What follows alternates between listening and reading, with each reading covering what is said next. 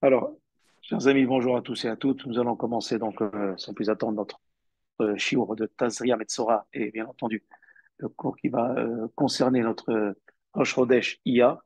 Mais avant de commencer un peu de parler de Rosh Chodesh, puisqu'aujourd'hui on est Rosh Chodesh et demain aussi Rosh Chodesh. Donc tout d'abord, je vous souhaite Chodesh Tov Mubarak et Shabbat Shalom Mubarak. La paracha de Tazria, il y a une question qui est posée. Tazria, ça veut dire une femme qui engendre un enfant. Une femme qui a un enfant. On parle si elle a un enfant, si elle a un garçon ou si elle a une fille. On commence par parler de ce qu'on appelle la pureté familiale. Si elle a un garçon, bien entendu, elle devra se séparer 7 jours de son mari. Ensuite, Rachamim va rajouter 7 jours de propreté.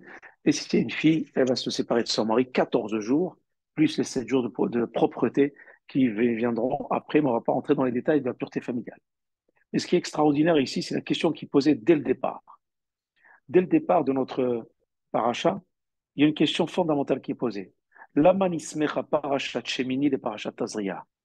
Pourquoi la parashat Shemini, elle vient juste avant la parashat Tazria? Quelle relation y a-t-il entre la parashat de Shemini et la parashat de Tazria? Vous savez très bien que dans la Torah, lorsqu'on passe d'un sujet à l'autre, il y a toujours une concordance.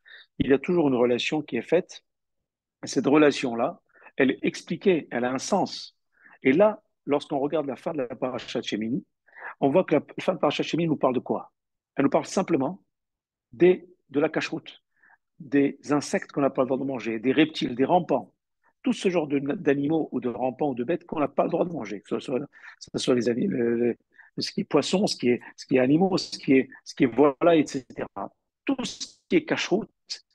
Et on termine par une phrase assez intéressante qui dit Velo teshaketsu et nafshotechem betamaachem otam. Et nefesh, on ne parle pas du gouffre, on ne parle pas du corps, on parle du nefesh. C'est ça qui est extraordinaire. C'est que là, on ne parle pas de quelque chose de spirit, de matériel, puisque lorsqu'on mange c'est du matériel, on parle du nefesh. Ça fait du mal au nefesh, c'est-à-dire à la neshama, à l'âme. Et juste après, on parle de quoi? On parle d'une femme qui engendre. Quelle relation y a-t-il entre ces deux? Alors, il y a un midrash extraordinaire qui dit la chose suivante. Il dit que toute personne qui ne fait pas attention à la cache-route, ne fait pas attention à ce qu'elle met dans sa bouche, elle ne fait pas attention à ce qu'elle consomme, ses enfants risqueraient de ne pas être envahis par l'amour de la Torah. Risqueraient, justement, comme il y a marqué, Betama Achem Ota.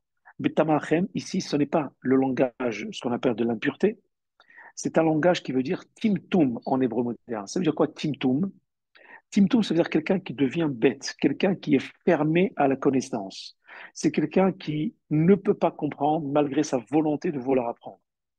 Il y a des personnes, par exemple, qui sont assises, qui écoutent un Dvar Torah, mais elles ne comprennent pas. Elles ont envie de devenir quelqu'un en Torah, mais elles n'arrivent pas. Je vous raconte une petite histoire qui s'est passée. Ça va aider un petit peu notre réponse. C'est une fois, une femme est venue voir le Rav, un grand tzaddik à Bnei Brak. C'était il y a quelques années. Je pense que même c'est le Rav Kanievski.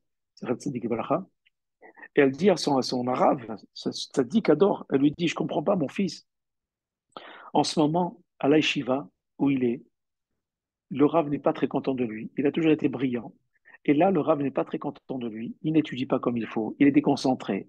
Il n'est pas intéressé. Et donc, elle s'inquiétait de l'évolution de son fils dans le domaine de la Torah.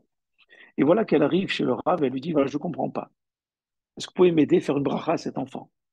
Nous faire une bracha. Alors le Rav pose la question à la dame, une question, il lui dit, est-ce que votre est-ce que votre enfant fréquente des personnes? Il me dit oui, il fréquente ses amis, ils sont tous à la yeshiva. Alors, est-ce que votre enfant mange chez un de ses amis ou dort chez lui? Je dis oui, de temps en temps, il mange chez des amis, mais tous ses amis, c'est de la yeshiva. C'est des gens qui sont à la yeshiva. Donc, alors il a dit, je voudrais vous demander une seule chose. Vérifiez où il mange et vérifiez que ce qu'il mange est cachère. Ils se sont rendus compte finalement que la famille chez qui il allait, la cacheroute n'était pas exactement ce qu'il fallait.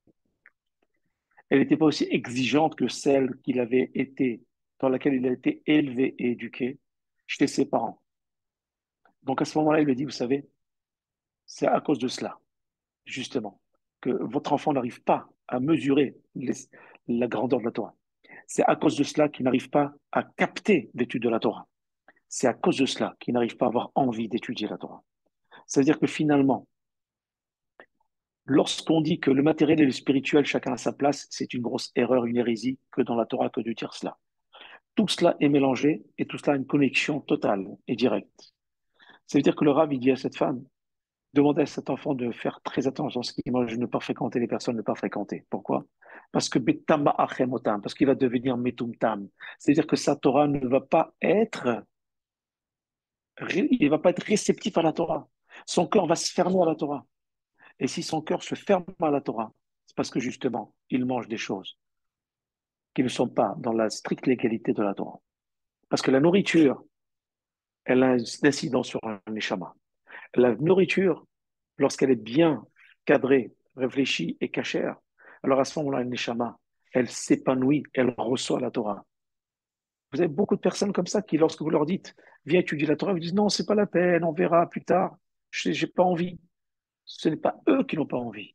C'est que leur neshama a été fermé à cause de certaines choses, en l'occurrence la cacheroute, qui fait que même s'ils ont envie, eh ben, cette envie ne vient pas.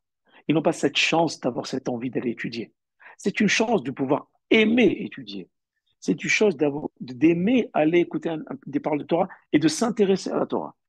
J'en parlais tout à l'heure avec un élève de terminale, c'était ce matin. Il me dit, en ce moment, je regarde énormément de cours de Torah dans mon téléphone.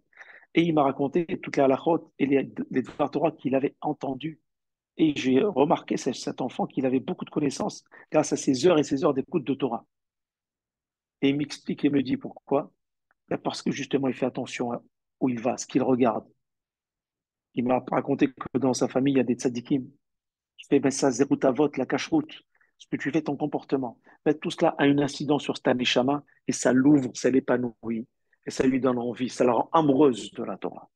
Voilà pourquoi la cacheroute, elle a été à la fin de la paracha de Shemini, et on parle tout de suite d'une femme qui engendre un enfant. Parce que engendrer un enfant, c'est quoi?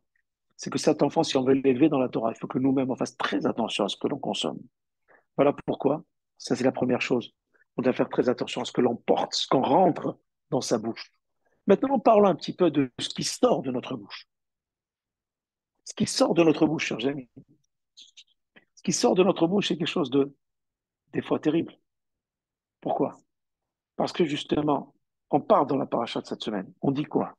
On dit Adam qui est be'or besaro, se'et usapahat. Adam qui est be'or besaro. On parle en termes de Adam. Vous savez que l'homme, on peut le qualifier de quatre manières dans la Torah. On peut l'appeler Adam, on peut l'appeler Ish, on peut l'appeler Gever. Gever, c'est un langage israélien, on va dire moderne. Et on peut l'appeler dans un langage de Maaseh Bereshit, Enoch. Enoch, c'est aussi un homme. Et vous savez très bien que d'après le Zohar HaKadosh, d'après la Kabbalah, le qualificatif de Adam, c'est le qualificatif le plus important parmi les quatre. Pourquoi? Parce qu'il y a marqué Atem Kroim Adam. Vous êtes appelé Adam. C'est pour cela que dans la paracha des plaies, on emploie le mot de Adam.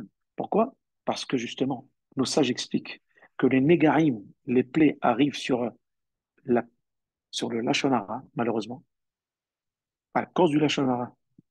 Et c'est à cause du Lashon Hara, justement. C'est la mida, la plus mégouna, comme nous dit le Chachamim. C'est le défaut le plus terrible que l'homme peut avoir et qui va lui faire perdre ce statut d'Adam. Alors, lorsque Adam, cet homme-là, a la chance d'être touché par des plaies, c'est-à-dire que finalement, son corps ne peut pas recevoir ces plaies-là. Donc, il va les rejeter par une plaie qu'on appelle tsaraat, ou qu'on appelle sapachat, ou qu'on appelle baheret. Tous ces négaïm, différentes catégories de négaïm, de plaies, que touche, que l'homme s'inflige, est infligé, justement parce que son corps ne veut pas supporter la Havera. Vous savez, aujourd'hui, on se pose la question, on dit, mais pourquoi aujourd'hui on dit tellement de la Shonara, mais nous on n'est pas touché par les négaïm, par les plaies? Et c'est pas une chance, ça. Au contraire. Pourquoi? Parce que si on a un corps qui ne supporte pas la Havera, qu'est-ce que va faire le corps? Il va rejeter, il va avoir une réaction hostile à cette Havera, donc il va rejeter cela. Par quoi il rejette? Par Tsaraat, par Baheret, par Sapahat. Et on voit très très bien que la Torah les a mentionnés, comment? Betor miteme Adam, en tant qu'impureté de l'homme. Et ce n'est pas du tout une maladie, c'est une impureté. Aujourd'hui, quand on parle en termes de lèpre, on croit que c'est une maladie comme aujourd'hui, pas du tout, parce que la preuve, c'est que ça touchait les meubles, ça touchait la maison, ça touchait les murs, ça touchait les ustensiles de la personne. Pour montrer que celui qui essaye de parler du mal de l'autre pour essayer de le dévaloriser, de lui faire du mal, alors ce mal lui revient à lui, et même ses richesses sont touchées par le négaïm. C'est-à-dire que même ce qui lui appartient, ce qui voulait enlever à l'autre parce que la shonara, parce que la shonara, pourquoi on le fait? C'est pour essayer de rabaisser l'autre, pour lui enlever sa réputation, pour pourrir aussi une certaine réputation, pour lui enlever sa parnassa, peu importe, pour lui enlever son honneur, sa fierté. Alors Akadosh Baruch Hu lui enlève toute la fierté à cet homme-là. Et comment? En lui enlevant tout ce qui lui appartient. C'est pour ça que les Négaïm touchent aussi, et ça c'est important, touchent aussi les ustensiles, les murs, la maison de la personne. Et on le voit que si au bout de 2 fois, le Kohen Gadol il vient pour constater si l'homme a fait tchouva ou pas tchouva, si les Négaïm ont disparu ou pas disparu. S'ils n'ont pas disparu au bout de 2 fois, on est obligé de détruire la maison et de mettre en miettes toutes ces pierres de la maison en miettes et les jeter à la mer parce qu'ils sont tous dans le domaine de Toum'a. Toum'a, encore une fois, c'est quoi Toum'a?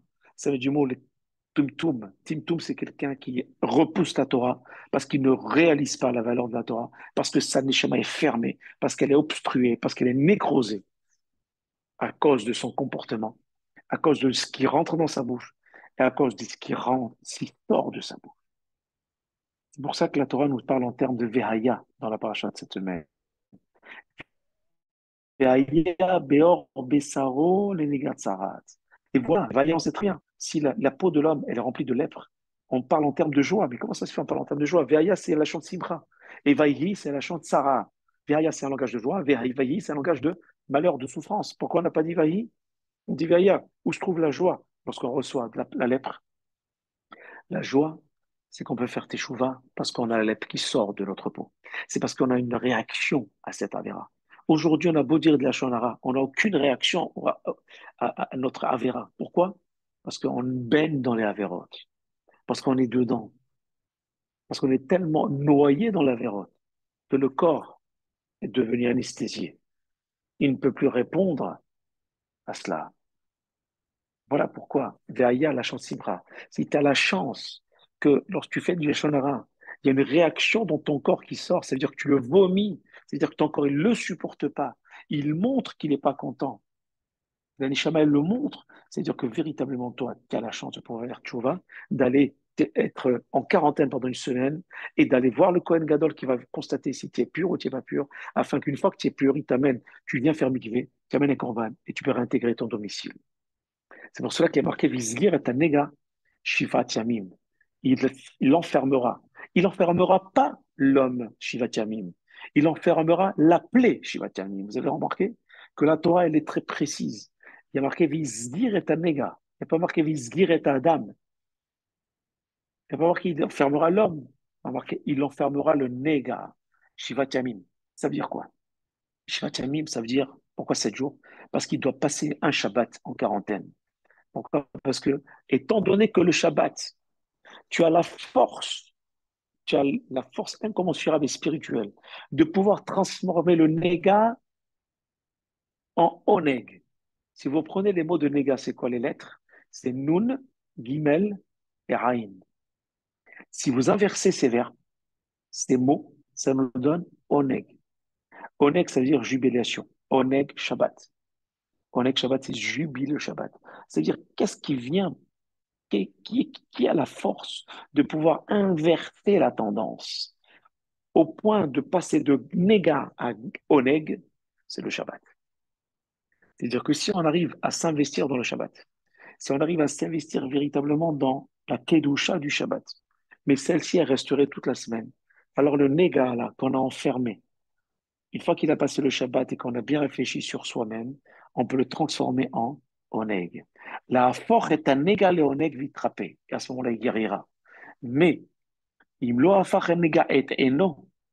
Par exemple, si le néga n'a pas changé de regard, dainu aïn nega, ça veut dire que le aïn de néga qui est à la fin,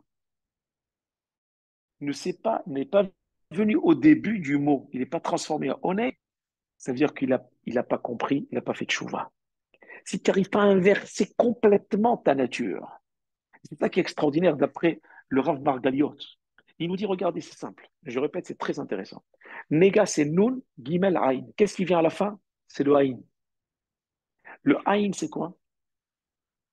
Si on prend le Aïn, on le met au début, ça veut dire l'inverse, on le met du début, de la fin, on le met au début, ça devient Oneg.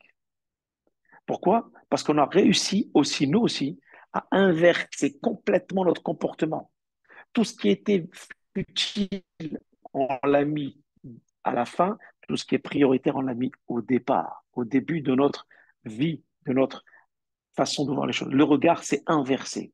Si on arrive à inverser le regard, ça veut dire qu'on a inversé le néga en oneg, à ce moment-là, on devient tahor. À ce moment-là, chers amis, on devient tahor et on fait véritablement vitrapa. Il va guérir de ce négat sanarat. Vous vous rendez compte? Ça veut dire que la Torah nous dit l'homme, je n'en veux pas. L'homme, il est bon, mais il est rentré dans ce négat. C'est-à-dire qu'il a pas fait attention ce cheminement à sa bouche, à ce qui est rentré, ce qui sortait. Alors ce négat-là, il doit réfléchir pour essayer de l'enlever. Comme le dit le Rabbi Meir Balanès, il disait, Ittamu hatta'im min haaretz urshaim odenam. Ittamu hatta'im. Parce au départ, Rabbi Meir, il a dit Ittamu chot'im, que les fauteurs soient exterminés. Sa femme, Berouria, elle dit à son mari, elle lui dit, mais il ne faut pas dire Ittamu hatta'im, que les péchés soient effacés, pas que les pécheurs soient effacés. Ceux qui font des avérotes, ils peuvent faire tchouva, alors que les péchés soient effacés, mais que